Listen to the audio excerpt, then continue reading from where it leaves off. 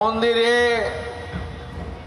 প্রভুকে দর্শন করে মাল্যদান করে তার চরণ ছুঁয়ে আশীর্বাদ গ্রহণ করে ঠাকুর পরিবারে উপবিষ্ট হয়ে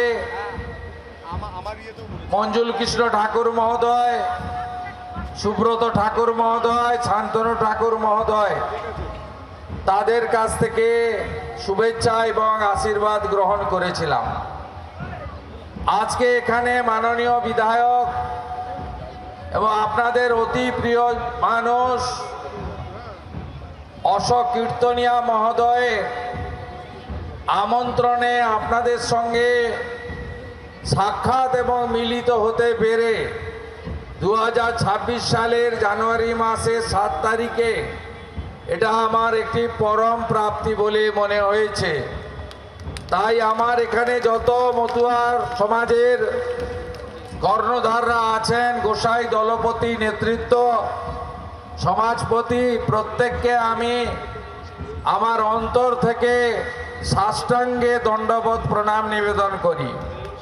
বিশেষভাবে শ্রদ্ধা জানাই মাননীয় শিক্ষক প্রদীপ বিশ্বাস মহোদয়কে, মাননীয় আমার আশীর্বাদক বিপদভঞ্জন বিশ্বাস সহ নেতৃত্ববৃন্দকে, তাদের সকলকে আমি শ্রদ্ধা নিবেদন করি।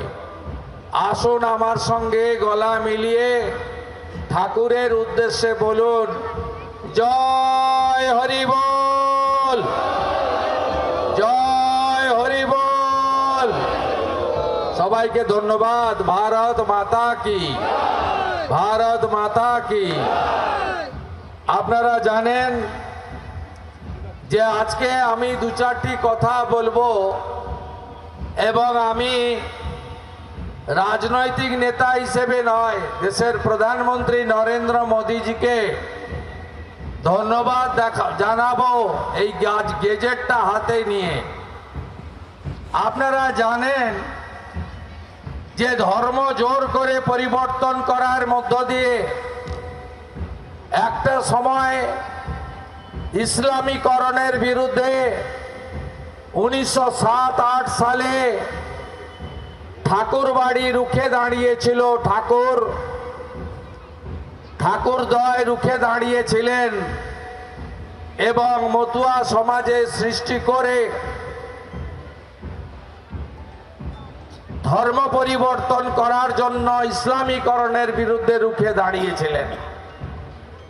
সেই ইতিহাস আপনারাও জানেন। আমরাও বিভিন্ন ঠাকুরের বা মতুয়া সমাজের, মতুয়া মহাসংঘের নানা বই মেলাতে সংগ্রহ করে পড়ার মধ্য দিয়ে আমরা জেনেছি ঠাকুরের মূল উদ্দেশ্য ছিল শিক্ষা এবং স্বাস্থ্য ব্যবস্থা, বিশেষ করে সবাইকে শিক্ষাদানের মধ্য দিয়ে মানুষের যে লুক্কায়িত প্রতিভা তাকে বিকশিত করা।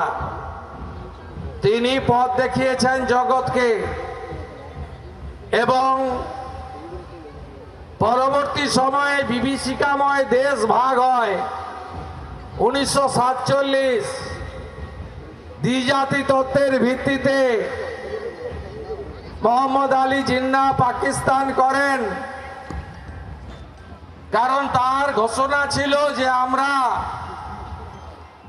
সনাতন ধর্মে লোকের সঙ্গে থাকবো না, তাই আমাদের আলাদা দেশ চাই। এটা বিভীষিকাময় দেশ ভাগ।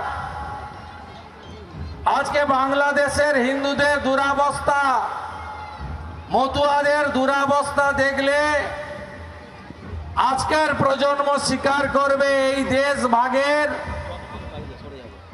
বিভীষিকা আজও আমরা হিন্দুরা বয়ে নিয়ে যাচ্ছি। আপনারা জানেন দেশ ভাগের সময় তৎকালীন পূর্ব পাকিস্তান অর্থাৎ অবিভক্ত বঙ্গ দুভাগে ভাগ হয়।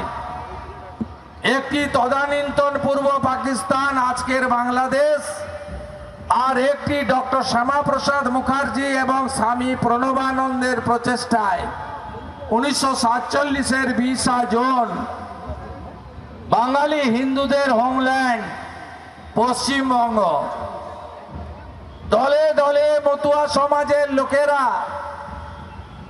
প্রাণ বাঁচাতে, ধর্ম বাঁচাতে ভারতবর্ষে এসে আশ্রয় গ্রহণ করে। ভারত মাতা তাদেরকে আশ্রয় দেয়। পূজ্যপাত পিয়া ঠাকুরের নেতৃত্বে নাগরিকত্বের আন্দোলন শুরু হয়। স্বাধীনতার পর থেকে অনেক জল গড়িয়েছে। 2019 ঠাকুরনগর লোকসভা নির্বাচনের প্রাক্কালে যশস্বী প্রধানমন্ত্রী নরেন্দ্র মোদী এসেছিলেন, বলেছিলেন আমি যদি দ্বিতীয়বারের জন্য সরকার করি আমি আপনাদের দাবি পূরণ করব। আপনাদের 71-এর আগের দলিল নিয়ে গিয়ে ভিসা পাসপোর্ট করতে যেতে হবে না, আপনারা সহনাগরিকের মর্যাদা পাবেন। এসেছিল সিটিজেনশিপ অ্যামেন্ডমেন্ট অ্যাক্ট, সিএএ। সেই অ্যাক্ট আসার পরে পশ্চিম বাংলার জামাতিদের সরকার, এই সরকারকে আমি হিন্দু সরকার বলি না, আমি 6 বছর আগে মন্ত্রিত্ব ফেলে দিয়ে হিন্দুদের বাঁচানোর জন্য এই তোষণের বিরুদ্ধে আমি মোদিজির সৈনিক হিসেবে কাজ করছি। এই মুখ্যমন্ত্রী সেদিন বলেছিলেন কে কে ছি ছি, ভুলে যাননি তো কেউ? বলেছিল কিসের সিএ? তাহলে পিয়ার ঠাকুর মহোদয় দীর্ঘ কয়েক দশক ধরে মতুয়া সমাজের সংঘাধিপতি, মতুয়া সমাজের মানুষ তার দাবিকে এই রাজ্যের প্রশাসনিক কর্তৃক, যার সকলের প্রতি নজর রাখা উচিত, কিন্তু তার একটা চোখ খোলা একটা চোখ বন্ধ। তিনি সিএর বিরোধিতা করলেন। 2020 সালে করোনা কোভিড এলো, ভারত সরকার আইনকে রুলে কার্যকর করার ক্ষেত্রে বলল করোনা কোভিড মিটে যাক, আমরা আইন করে দেব। 2024 6 মার্চ ভারত সরকার রুল জারি করলো। 31/12/2014 পর্যন্ত বাংলাদেশ, পাকিস্তান, আফগানিস্তান থেকে যারা ধর্ম বাঁচানোর জন্য ভারতে আসবে তারা সিএএতে আবেদন করলে তাদেরকে নাগরিকত্ব দেবে ভারত সরকার। কারা পাবেন? হিন্দু, শিখ, খ্রিস্টান, জৈন, পার্সি, বুদ্ধিস্টরা পাবেন। এই রুল চালু হওয়ার পরে এই রাজ্যের সরকার, সরকারি দল তারা সমাজকে ভুল বুঝালো, বলল আবেদন করলে তোমাদের ভাতা বন্ধ হবে, চাকরি বন্ধ হবে, তোমরা বিদেশি নাগরিক হিসেবে ডিক্লারেশন দিয়ে দেবে। বলেনি শুধু দলের লোকেরা নয়, বিডিও পুলিশও বলেছে যে আপনাদের সব কেড়ে নেবে, কেন আপনারা সিএতে অ্যাপ্লাই করবেন বলেছিল। তাই অনেকে আবেদন করতে গিয়েও পিছিয়ে এসেছে।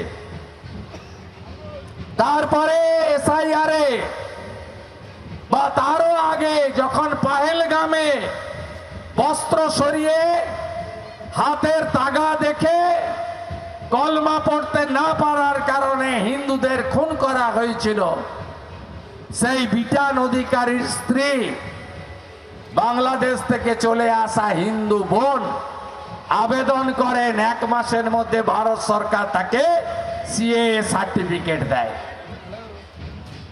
সিএএ সার্টিফিকেট দেওয়ার ক্ষেত্রে ঠাকুর বাড়ির সার্টিফিকেট, মতুয়া মন্দিরের সার্টিফিকেট ভারত সরকার গ্রহণ করবে এবং আগামী এখন অবধি 60,000 মানুষ সিএতে আবেদন করেছেন।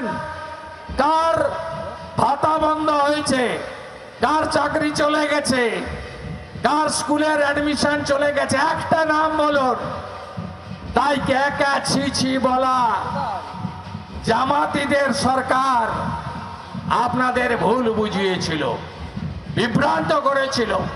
হাজারের বেশি সিএএ সার্টিফিকেট পেয়ে গেছেন, দ্রুততার সঙ্গে বাকিরা পেয়ে যাবেন। আপনারা প্রাণ বাঁচাতে এখানে এসেছেন।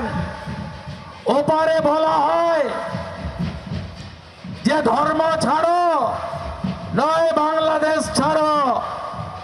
রতন মজুমদার চাকরি করতেন সরকারি, বলল চাকরি রাখবে না ধর্ম পাল্টাবে। বেচারি গরিব মানুষ, বলল চাকরি রাখবো। তিনি হয়ে গেলেন কাজী শফিউল্লাহ। নোটারি করে আমাদের শেষ করে দিতে চায় ওরা। আমাদের জয় হরি বল, হরে কৃষ্ণ, জয় শ্রীরাম, সনাতনের জয় শেষ করে দিতে চায় ওরা। 47-এ 33 ভাগ হিন্দুর বাংলাদেশ, আজকে 7%। 1951-তে 85%-এর হিন্দুর পশ্চিমবঙ্গ, আজকে 60%, 62% হিন্দু আমরা। আমরা যদি জোট না বাঁধি, আমরা যদি এক না থাকি, তাহলে আমরা আগামী দিনে দীপু চন্দ্র দাসের মতো, রতন মজুমদারের মতো আমাদেরও পরিণতি হবে। আস্থা রাখুন প্রধানমন্ত্রীর উপরে। একমাত্র স্বাধীনতার পরে প্রধানমন্ত্রী বা মুখ্যমন্ত্রী কেউ যায়নি ঠাকুরের জন্মস্থান ওড়াকান্দিতে। নরেন্দ্র মোদীজি গেছেন, প্রণাম করে এসেছেন। পুণ্যভূমিতে গিয়ে প্রতি বছর বারুণী মেলায় কেন্দ্র থেকে মন্ত্রীরা আসেন। আপনারা সবাই সুরক্ষিত নরেন্দ্র মোদীজির প্রধানমন্ত্রীত্বে। 2024 সালের 5ই আগস্ট বাংলাদেশের বৈধ সরকারকে জামাতিরা সরিয়ে দখল করলো। আবার হিন্দুদের উপর অত্যাচার, আবার আপনারা আরেকবার দেশ ছাড়লেন। আজকে তাদেরকে মমতা ব্যানার্জির পুলিশ ধরে ধরে জেলে পুরেছে। বনগা জেলে বাংলাদেশ থেকে আসা হিন্দু আছে হ্যাঁ কি না বলুন? রানাঘাটের জেলে আছে হ্যাঁ কি না বলুন? কৃষ্ণনগরের জেলে আছে হ্যাঁ কি না বলুন? রায়গঞ্জে 85 বছরের বৃদ্ধা মা, মতুয়া মাকে 2 বছরের জেল দিয়ে মমতার পুলিশ। হিন্দু এরা রোহিঙ্গাদের দেখতে পায় না, বাংলাদেশি মুসলিম অবৈধ অনুপ্রবেশকারীকে খুঁজে পায় না, এরা হিন্দুদের মতুয়াদের খুঁজে পায়। মোদিজির কানে গেল যে বিপদে পড়ে আসা হিন্দুদের অত্যাচার করছে পশ্চিমবঙ্গ পুলিশ। তিনি গেজেট বার করলেন। এই গেজেট দেখুন, ডিসেম্বর মাসের এই গেজেট আপনারা দেখুন, সেপ্টেম্বর মাসের 2 তারিখের গেজেট 2025। দেখুন, আগে ছিল 31/12/2014, আর এই গেজেটে ভারত সরকার বলল 31/12/2025 পর্যন্ত, 24 পর্যন্ত যারা এসেছেন প্রাণ বাঁচাতে হিন্দু, তাদের কোনো পুলিশ গিয়ে বিরক্ত করতে পারবে না। এর নাম নরেন্দ্র মোদী। হিন্দুস্তানে হিন্দুরা থাকবে, কেউ তাদের টাচ করতে পারবে না। তাই ভরসা রাখুন। এসআইআর এ আপনাদের যাদেরকে নোটিশ করবে উপস্থিত হবেন।